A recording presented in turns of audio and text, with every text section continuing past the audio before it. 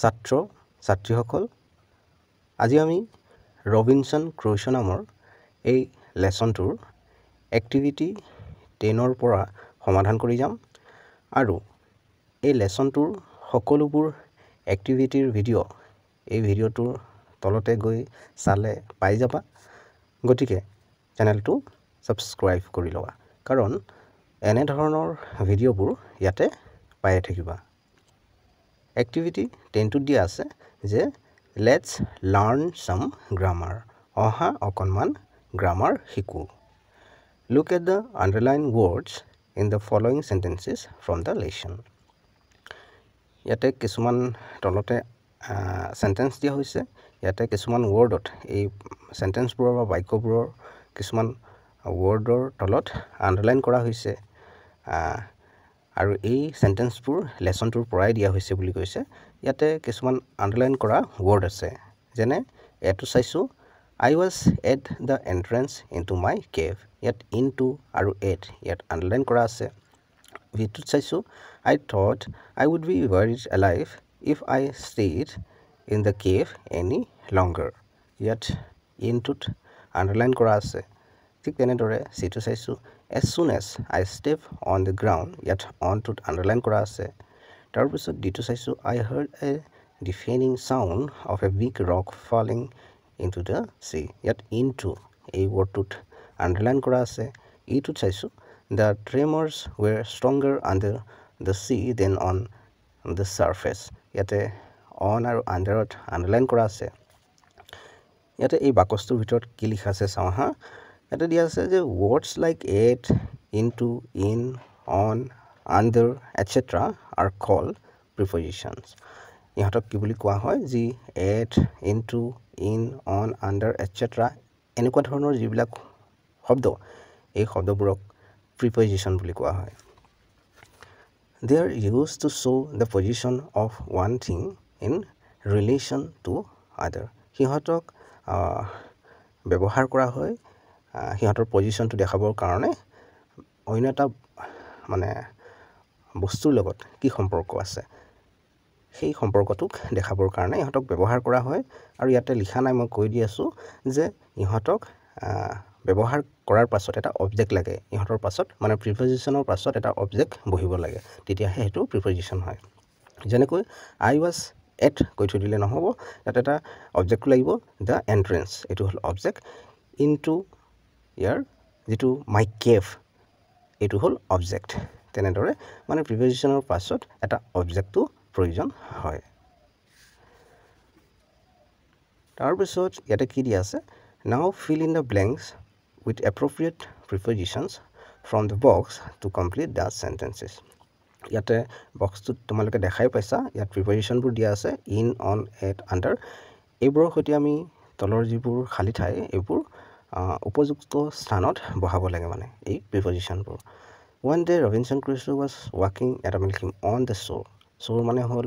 পাৰ সাগৰৰ পাৰ suddenly it started to rain Robinson Crusoe had to take shelter at a milking under a tree after some time the rain abated he looked at a milking at the sky there were still a lot of black clouds at a milking in the sky So মই ইয়াতে জেনেৰে কৈ দিছো তোমালোকেও কৰি লবা তাৰ পিছত দিয়া আছে যে লেটস প্ৰেক্টিস গ্ৰামাৰ অহা অকণমান গ্ৰামাৰ প্ৰেক্টিস কৰো ইয়াত এক্টিভিটি 11 ৰ এটো দিয়া আছে read the following expressions in the card তলত যিবোৰ এক্সপ্ৰেছন দিয়া হৈছে কাৰ্ডত হেবোৰ পঢ়িব দিছে these are some expressions that Robinson Crusoe used while narrating the earthquake এইবোৰ হল কিছুমান তেনেকুৱা ধৰণৰ এক্সপ্ৰেছন যিবোৰ মানে ৰবিনসন ক্ৰুছোয়ে ভূমিকম্পৰ বিষয়ে যি নাৰেট কৰি আছিল বা বৰ্ণনা কৰি আছিল তেতিয়া ব্যৱহাৰ কৰিছিল এটা দিয়া আছে all of a sudden tremors shocks powerful out in the open shook terribly destroyed shaken the stomach major shock 3 shocks in 8 minutes distance so bitu saisu 11 or Now take ideas from the expressions given in the cards to write a few sentences about what happens when an earthquake occurs. Use the verbs in the simple present tense. এতিয়া সেই এক্সপ্ৰেশ্যনবোৰৰ পৰা idea ল'ব দিছে তাৰপিছত লিখিব দিছে কেইটামান বাক্য লিখিব দিছে যেতিয়া ভূমিকম্প হয় ভূমিকম্পই দেখা দিয়ে তেতিয়া কি হয় use the verbs in the simple present tense আৰু চিম্পল প্ৰেজেণ্ট টেন্সত ব্যৱহাৰ কৰিব দিছে এই ভাৰ্ববোৰ চ' সেয়েহে মই ইয়াতে তেনেদৰে লিখি দিছোঁ ইয়াত মই পঢ়ি নাথাকোঁ তোমালোকে এইবোৰ মই যেনেদৰে কৰি দিছোঁ ঠিক তেনেদৰে কৰি ল'বা তাৰপিছত এক্টিভিটি 12টো চাইছোঁ right A paragraph about A natural disaster like flood storm etcetera এটা পেৰাগ্ৰাফ লিখিব দিছে কিহৰ বিষয়ে এবাউট এ নেচাৰেল ডিজাষ্টাৰ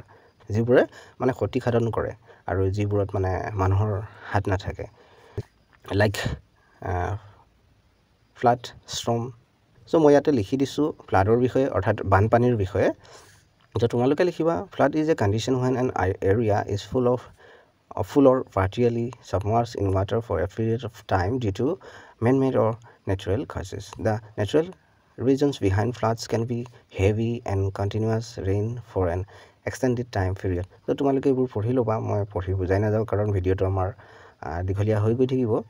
যেটো কৰাৰ ইমান প্ৰয়োজন নাই চ' মই যেনেদৰে কৈ দিছোঁ তোমালোকে ঠিক তেনেদৰে ইয়াতে কৈ ল'বা বা লিখি ল'বা তাৰপিছত চাইছোঁ activity 13টো Listen to a weather forecast read out to you by your teacher. তোমালোকৰ পিছপিনে চাবা তেনেকৈ মানে ইয়াৰ বিষয়ে দিয়া আছে ইয়াত যেটো মানে শুদ্ধ নে অশুদ্ধ আমি টিক কৰিব লাগে চ' এইবোৰৰ বিষয়ে দিয়া আছে পিছপিনে তোমালোকৰ টিচাৰে পঢ়ি দিব মই ইয়াত পঢ়ি নাথাকোঁ কাৰণ আৰু ভিডিঅ'টো দীঘলীয়া হৈ যাব তাৰপিছত কি কৈছে এজ ইউ লিসন যেনেদৰে তোমালোকে শুনিবা পুট এ টিক মানে শুদ্ধ চিনটো দিব দিছে ইফ দ্য ষ্টেটমেণ্টছ যদি ষ্টেটমেণ্টটো শুদ্ধ হয় তেতিয়া আমি এই কাৰেক্ট টিকটো দিব লাগিব পুট এ ক্ৰছ আমি ক্ৰছ এই টিকটো দিব লাগিব if the statement is false in the box এই বক্সবোৰত দিব লাগিব যদি ফলছ হয় ষ্টেটমেণ্টটো তেতিয়া এনেদৰে দিব লাগিব আৰু যদি শুদ্ধ হয় তেতিয়া বা ট্ৰু হয় তেতিয়া আমি এনেদৰে দিব লাগিব তো এইটো চাইছোঁ the weather forecast is for November 9 এইটো হ'ব ফলছ এণ্ড দেন ভিটো চাইছোঁ দ্য ডে উইল বি ছানি চ' এইটো শুদ্ধ হয় এইটো কাৰেক্ট ষ্টেটমেণ্ট হয় চ' সেইকাৰণে আমি ইয়াতে এটা ঠিক কৰি দিম তাৰপাছত চিটো চাইছোঁ the weather forecast is for 12 hours এইটো হ'ব ইনকাৰেক্ট ষ্টেটমেণ্ট চ' সেইকাৰণে আমি এইটো ক্ৰছ চিনটো দিম তাৰপিছত ডিটো চাইছোঁ thick fog and chilly wind may be expected in the afternoon এইটো হ'ব incorrect statement so that's why আমি ইয়াতে কি দিম এইটো দিম ক্ৰছ চিনটো এইটো চাইছোঁ the maximum temperature is predicted to be 18 degree Celsius এইটো হ'ব incorrect তো সেইকাৰণে আমি ইয়াতে ক্ৰছ থৈ দিম চ' মই ইয়াতে যেনেদৰে কৰি দিছোঁ তোমালোকেও ইয়াতে কৰি ল'বা তাৰপিছত এক্টিভিটি 14টো দিয়া আছে প্ৰজেক্ট ৱৰ্ক চ' এইটো প্ৰজেক্ট ৱৰ্ক দিয়া হৈছে তোমালোকে কৰিব লাগিব some of the oldest and widely read stories in the world are stories of adventure কিছুমান যি পুৰণা আৰু মানে বহলভাৱে পঢ়া কিছুমান ষ্টৰী বা সাধু কথা আৰু যিবোৰ এডভেঞ্চাৰ হয় মানে দুঃসাহসিকতাৰ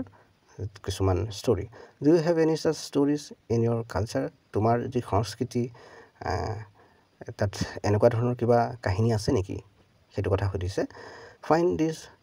আউট ফ্ৰম your elders তোমালোকৰ যি এল্ডাৰ্ছসকল বা ডাঙৰ সকল আছে জ্যেষ্ঠসকল তোমালোকৰ মা দেউতা হ'ব পাৰে ককা আইতা হ'ব পাৰে সিহঁতে জানিব এইবোৰ চ' অৰ someone from your community বা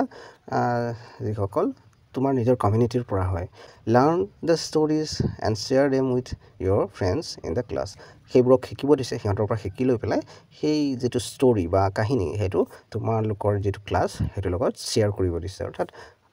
তোমালোকৰ ক্লাছত ক'ব কৈছে আৰু সেইটো কথা বুজাইছে চ' সেইটো তোমালোকে কৰিবা ছাত্ৰ ছাত্ৰীসকল তোমালোকৰ এই লেচনটোৰ এক্টিভিটিসমূহ ইয়ালৈকে আছিল